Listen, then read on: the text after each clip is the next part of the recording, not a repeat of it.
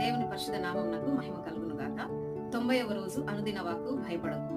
సమూయేలు 2వ గ్రంథము 9వ అధ్యాయము 7వ వచనంలో యోనాతాను కుమారుడు అవిటివాడైన మెఫీబోషెతుతో దావీదు గారు మాట్లాడుతూ, నీవు భయపడవద్దు, నీ తండ్రి అయిన యోనాతాను నిమిత్తము నిజముగా నేను నీకు ఉపకారము చూపి నీ పితరుడైన సౌలు భూమి అంతయు నీకు మరలా ఇప్పింతును, మరియు నీవు సదాకాలము నా బల్ల యొద్దనే భోజనము చేయుదు అని సెలవిచ్చెను.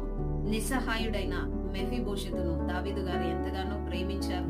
సౌలు దావీదు గారికి ఎంతో హాని చేయదలిచినప్పటికీ దావీదు గారు మాత్రం సౌలు కుటుంబీకులకు ఉపకారం చేయాలనే మంచి ఆలోచనతో అతని బల్ల యొద్ద భోజనం చేసే గొప్ప భాగ్యాన్ని కల్పించాడు.